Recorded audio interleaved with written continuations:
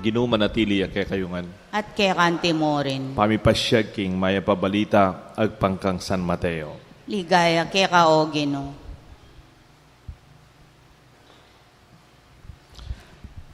Manibat na kanita, pepakilala na ng Jesus king karelang alagad. Kinging kailangan niyang munta Jerusalem at dumalan dakal la kasakitan king gamad daring makatuaning balen, king pamuntok daring saserdote at ding eskriba at ipapatere. Dapot king katlungaldo, mipasublyan niyang miye. Tiki neng Pedro king meto nga sulok at nga na tinutol kaya. Ginu, na napaintulot ning Diyos yan. Kapilan man sukat malyari kaya kayong makanyan. Inarapan ng Jesus i Pedro at nga ng kaya, mabating ka, Satanas. Metong kang bisang mo nye sa bagal kanako. Ing pamisip mo, king Diyos, nun king tao. Kay ba't nanita, sinabi ng Jesus karing kayang alagad, nunging ninumang bisang tuki kanako, sukat yang sakwiling kayang sarili, pusana ning kayang krus at tuki ya kanako. Uling ing ninumang bisang sagip king biyena, mawalaya kaya. Dapot ing ninumang ibating na imbyena alang-alang kanako, akit ne. Nano mo pining apalame, ing abandine, ing mabilog ayato, dapot mawala na yaman imbyena. Kabudmete yung tao, alayang arapat nanuman para king abawine, ing biyena. Ing anak ning tao, datangya, kambena ning kayupayan, ningig pana, at antabayanan dering kayang angel. Nung king panyatang na, ablasan na laking balang metong, agpangking kayang depat. Kapatading maya pabalita, ng kakatamong kaligtasan. Papurian kay ka o Kristo.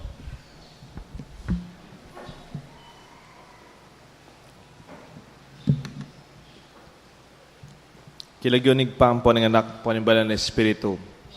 Yan nasa. Next week po, magumsang September, we will use the full. Tanan po gamitan ng Maragula Libro.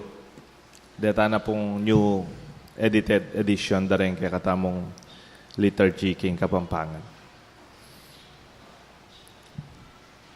Bisan po ting metong makwaltang negosyante. Masipag po yung negosyante ngayon eh. Dapot mamamatene. At king kayang deathbed. At baludang mamamatene. Sinabi da rin doktor, ang tabayanan da rin anak na. Aba? Yan tangang mamamatene. At yung pamilya na. At wala naman din katiwala na karit. Ba? Mga dila, pangadiding kayang kaladwa. Pangadiding mapayapang kamatayan. Apat la rin anak na. Migrol kolya. Panganay akong kaluguran na tsuya. Lalaki po, tsukok tatang. Ing kadwa akong panganay masipag at tsuya. Tang, at tsuko po. Itang katlo ng anak, babae po. O ing ka na akong malagong kadwang bunso, at tsuya. Daddy, at tsuko nga na. O yung masipag kong bunsong, biyasang anak. Biyasa yung bunso. At ko naman, dad. Yung malago kong maganda kang asawa, tsuya. Darling, at ko, Kenny, isipin mo. O ko kang Kenny. Ning melak wang kentindahan, tamo. Ay. Bala ko sa amo nang mag-roll call ya, maswelo yung atulagan. Kaya pala kapigagan na kan. Ing tindahan na.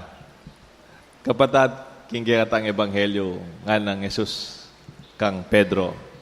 Last week po, Pedro, may very good ya. Very good, Peter nga na. Kasi ninuwa ko, kaing Kristo, yung anak ng Diyos, dinatang bang iligtas na kami. Very good, Peter nga na. I entrust you the keys of heaven. Ikatiwala ko kaya ka, susining banwa. Dapat kaning kadwa, lupang may kamuanan niya. Yan ta sinabi ng Kristo, datang yung panahon, misakitan ko. Lungob ko Jerusalem. Jerusalem is a sign of problems. It will be a sign of His own sacrifice to His own calling to fulfill His mission. Masalese naman ni Jesus, He's well secured with His people. Pero pangari, linubya Jerusalem, it could mean death for Him. It could mean a lot of trouble for Him. Ngayetang Ebanghelyo, muli munta ko Jerusalem. Bala mo agad nakaya po yung Ninoy Aquino? Di ba po, August 21, mig-holiday tamo? At yun ni Amerika yung Ninoy Aquino. Chula Boston. Masaleseno ka rin. Tuturuya ka rin, mag-lecture ya. May opera ya, may bawi ya katawan, may tabaya. Chuy Cory ka rin. Chula rin anak na ka rin. Mag-aral na pa rin aliwa. Daddy, kenita na mo, masaya ken yan. Anak kay muli ko nga, muli ko. Dadali na ka mumuli nga da. Numano ka Pilipinas. Magulo ka rin at panasakitan da ka. Waintindihan kasi nga, kailangan kong muli nga. Para ka rin Pilipino iningan. Ngayon itapaintindihan tanga manuan ng Ninoy Aquino, yan tang kasalesen Amerika, muli ya. Ba't itang pamanuli na migdalang maragula pa magbayo, kingkakatang lipunan. Kini mo naman ni Pedro, ka pupunta Jerusalem, ko pa yung tulot yan, Gino, ko pa yung tuluting manasakit ka. Bika mo niya yung Pedro, mabating ka nga na, medyo masikanyang bagay salita ng Jesus, mabating ka na ako, kaya harapan ko. Uling kaya kang pamisip, pamisip ng Diyos, pamisip na ng tao. Kaya pong English version, kaya tang New International Version kayang Bible, nga na, your concerns are not the concern of God.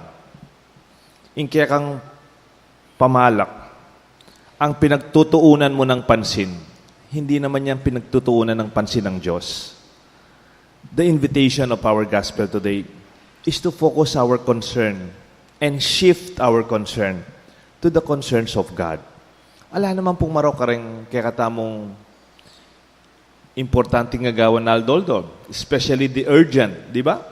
Di nga na, kailangan lang mangan. Di nga na, kailangan lang mag-aral. Kailangan lang mitas kayong oras, kayong eskwela. Dapat ela malilate. Kaya rin, ating sumundo ka rin. Kayong bale, dapat malinis. Bukas, dapat atintang kanan. These are immediate, urgent concerns. But even God has something more than that. Lalo na po tang lalagpos na kayong ikatang aldoldo pa mangilangan. Ingatyo na kay katamo.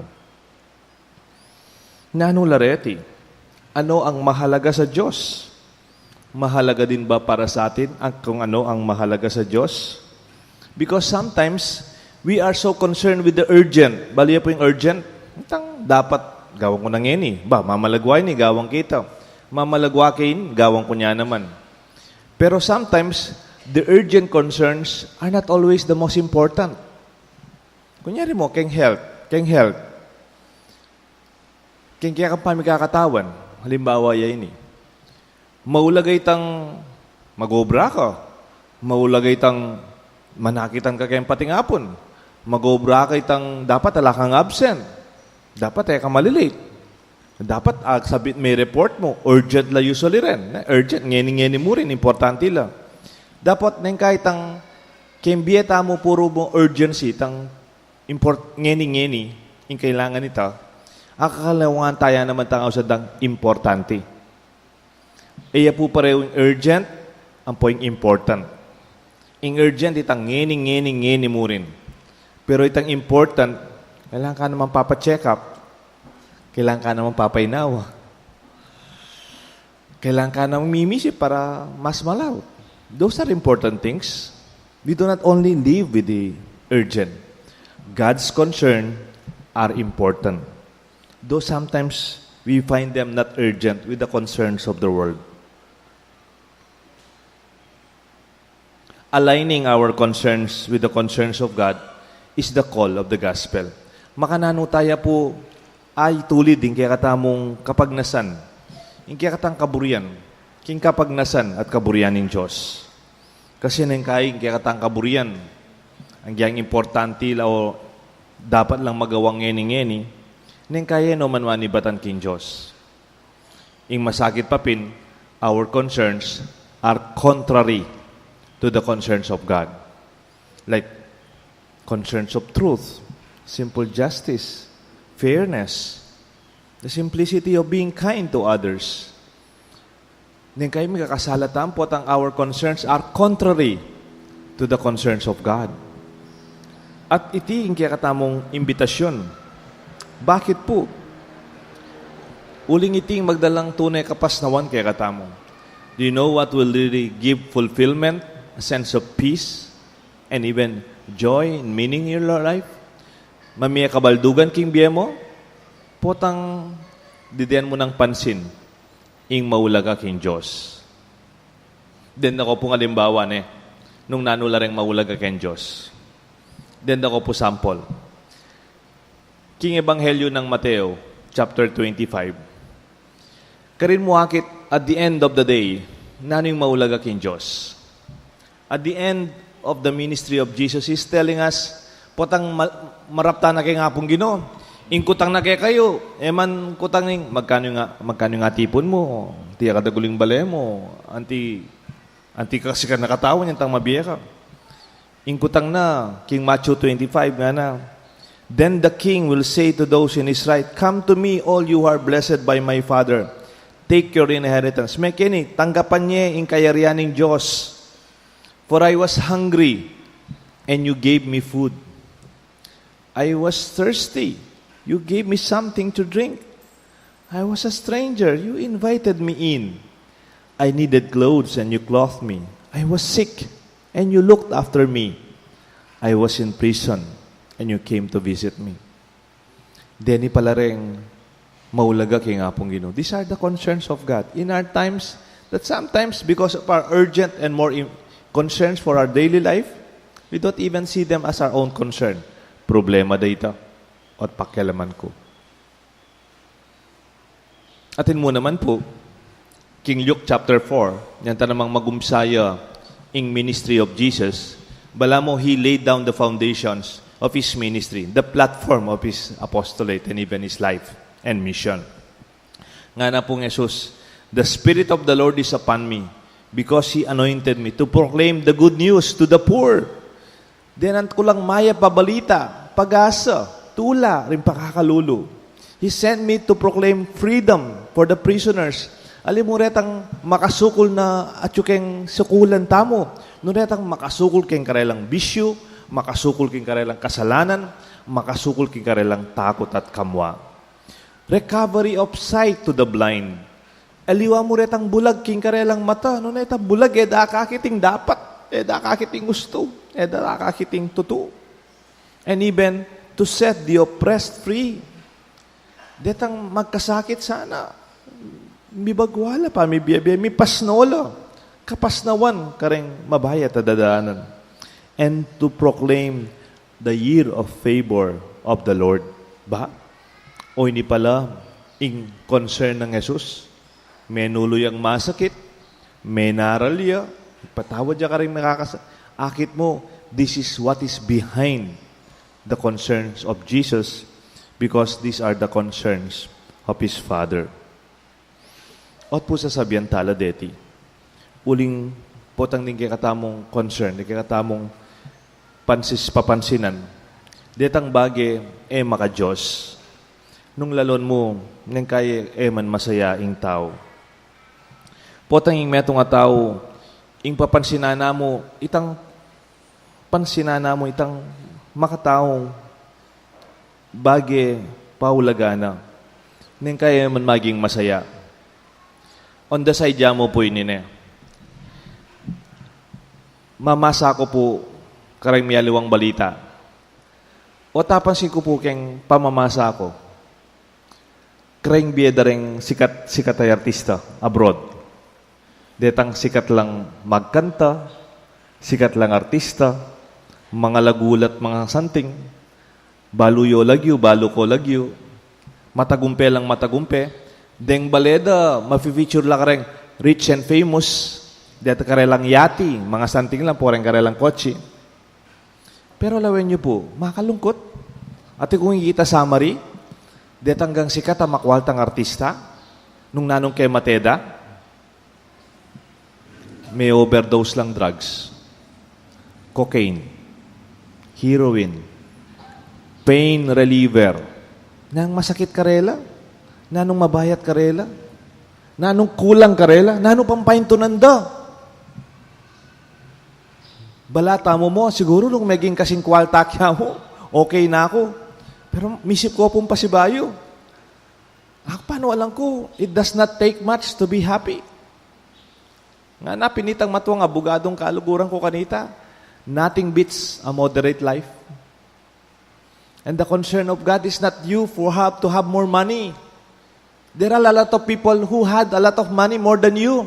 And it is proven. Ay, pangakwaltada. Elvis Presley, ay, Diyos ko, kasikat na. Marilyn Monroe, mabaluya po rin, diba? Michael Jackson, kayong panahon mo. Sorry po, panyabi ko lang. Ining recently, may lungkot ko talaga uling favorite comedian kayo po, Robin Williams. At yun ang karela, na ano pa yung pantunanda. Siguro at yung ebanghelyo ngayon ni, yung karelang pantunan. To align our concern with the concern of God. E na namang concern ng Diyos deng inumantang pills. Para matutudla mo, kailangan lang pang gawan ita, kailangan lang pang ating kulang. Itang kulang that they do not only align themselves to the concerns of God, but even to dedicate themselves to the will of God, to the concerns of God. To dedicate is to give ourselves fully. Ita pong house na po kanita, itang a dedicated life para ka rin mahulaga king Diyos. Lenyo po, neng kayo deng apostolate na neng pisamban, they have specific concern of God. Eh naman kailangan luguran mo nga hanggang kaluguran nga pong Ginoo. You can only dedicate yourself to one apostolate. Kunyari mo, the Lord invites the children. King Mark chapter 10, nga na pong Jesus, King Mark chapter 10, let the children come to me and do not hinder them. For them, the kingdom of God belongs. Para karengana karyan, maulagala kay Diyos. They are the concerns of God. Baloy po, Singapore. Ane kagaling Lee Kuan Yew. Lee Kuan Yew. Misa natin kukwento kay St. Jude. Kukwento kay Lee Kuan Yew. Nino po yung Lee Kuan Yew? Nan Lee Kuan Yew bang ito pong tiltilan nita nga? Naman tiltilan nita nga ako. Balada tiltilan niyang soy sosing Lee Kuan Yew. Alya. Dati na yung Prime Minister ng Singapore. Nyantang 60s, sampung 70s, sabihan na ka rin taga Singapore. Impeka-importante kayong bansa tamo yung ekonomiya. Peka-importante yung manakitan tang masalese. Peka-importante alang kalulo. Ba? That's the top priority. Nung makasagabal yung pamilya mo o makasagabal yung mikayanak kayo, leleyo rin anak ka rin. Importante yung kaya katang ekonomiya. Masantig naman, gewada. Kasalese ng ekonomiya. Lenyo po Singapore ngayon, yung problema daw. Mamiya lang imbitasyon, bang lami kayanak ng tao. Ala. Negative yung growth road daw. Nung dakal man tao Singapore, Pilipino lang. Taga St. Jude la rin aliwa. At dakal pala, taga St. Jude. Pero lalo nyo po, anang Lee Kuan Yew ngene, matuan ni Lee Kuan Yew. Mixed speech na naman, mixed speech na. Today, in my life, I attend more funerals than baptisms. We are producing more coffins than cradles. I am afraid of a future where there will be a Singapore without Singaporeans. The concern of God, yes, it is urgent economic concern, but it's most important the life that you have in your family. Imbyen ng balang metong kaya katam. Ngayon kayong pigagap tamo, pibandyan, kapanakitan, masira yung pamilya, masira yung pamiyabi-yabi, masira ka lagyo, masira ka reputasyon. That's not the concern of God. The concern of God is you. You are the most important and everything will follow. Wari pa rin tayo pong daramdaman. Seek ye first the kingdom of God and everything will follow. Ala naman po ngigit kung taong meging banal. Ala kung ngigit taong mapangadi. Ayun kay matena drugs. O kay matena sleeping pills. Okay, matay na, overdose siya. King nanumang inuman da. Ala, dakal la ka rin taong igit kong banal. Wa, may kasakit la, may sakit la. Wa, mete la. Pero mete lang mapayapa. Mete lang masaya. Meko lang akit na gagawan da para ka rin aliwat, para king Diyos. Misan po ating anong metong ayaso. Ita po nga aso nga ito, dudurot na yung dudurot ang aso. Dudurot na yung dudurot. Kwa. Dudurot na yung dudurot. Pagtaka na yung imana, o dudurot na yung dudurot. Makaliluya, dudurot siya. Maliligalig yan, dudurot. Sabihan na nining ima ning aso, anak, nanundudurutan mo, nantatagalan mo. Nga po nining anak ng aso, kwa, mami, tatagalan kayong kanakong iki, nga na. Inahabol ko ng aking ikiw, nga na. Sige, tagal, pulaye. Anak, nga na nga, migagana kayo, malilyo na po eh. Balam, randa kalataw, ano kalilyo? Nanong ang tatagalan din ka lang ikiw. Ana nining matuwang aso. Anak, mo na tatagalan ng ikiw mo, anak. Gawan mo yung dapat mong gawan. Mangan ka, mamyalong ka, painawa ka, lumakad ka. Tuki ka na, ambisa ka. At potang gewa mo yung dapat mong gawan. Mo na kailangan tagalan ng ikiw mo. Ingiki mo mismo, yan ang tuki kaya ka. Totoo po na. Potang tagal-tagalan mo yung kayamanan ng yato, makalilyo ka. Nakapagal kayabe. Dakaburig kayabe. Pero potang gawan mo yung dapat mong gawan, ibiye mo yung dapat king Diyos. Kaya kang pamilya. Kaya kang kaparang tao. Tuki at tuki. Ing pantunanin kaya katamong pangatao. At kapatad, ikit kuking katang ebanghelyo, we can dedicate ourselves to the very concerns of God. Den boss konyan, dedicate jay sarili da kareng youth. To the youth, ita mo. Den mo reng dakal ken, boss konyan lawa. Ikitche po yung boss konyan. Tabalo nung successful pero dedicate jay sarili da kareng boss konyan. Saint Mother Teresa, dinedicate na yung sarili na, kayang dakalabage. Kareng mong masakit, akalulu, ita mo. A dedicated life to the concern of God. Potangin kaya kang biye, focus siya kayong metong bagay, sabog yung biye mo. May kakabaldugan at kakabaldugan niya yung biyeta mo. Niya pala Jesus, makasadyayang magkasakit. Uling para kayo, impeka maulaga, ika at ako. Len niya po yung ebanghelyo. Nga na, Jesus is ready to suffer and die. O nga na po, for the time has come, Jesus explained to His disciples that He must go to Jerusalem and hand Himself to the elders, the chief priests, and the teachers of the law. Makasadyayang magkasakit. Bakit? Ulingin concern na ikaw. Bala mo yung pengare, makasadyayang magkasakit para kareng anak na. Makanyanya naman ng Diyos. At potang tikyan tayo ito, kasanteng. Misa natin kung dinda mo quotation nga na, someone is so poor because all that he has was money. Ating metong nga tao, kakaluluwa na nga na. Kasi nga tsumo kaya pera nga. Kaya hindi dyan ganito, mga nanyang kalulu, pera mo yung atso kayo. Awan na kakaluluwa na, pera mo yung kayo. Kasi kasabi rin shipping ng bale. Kasabi ng asawa na. Kasabi rin kapatad na.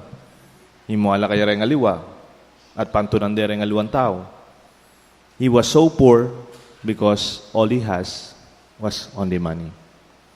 There's a lot of concerns more than material things. God's concern is your safety, your care. Nga na po ning ebanghelyo, tauli niya po ini. Nga na po, what it is for man to save or gain the whole world and lose himself. Pasibayan kayo po kayong Matthew 16. Suyo po kayong ebanghelyo. What good will there be for someone to gain the whole world and yet forfeit his soul? Or what can anyone give in exchange for his soul? Buri kaya pong baligtaran niya. Mas gawang kay positive. Nano mo ing pagpalit mo. Nung para king Diyos, impe ka maulaga, ingke kang kaladua. Ingke kang biye. Ang giyang nanong ibiya mo king Diyos, ene pakpalit, ingke kang kaladua. Kasi impe ka importante kaya.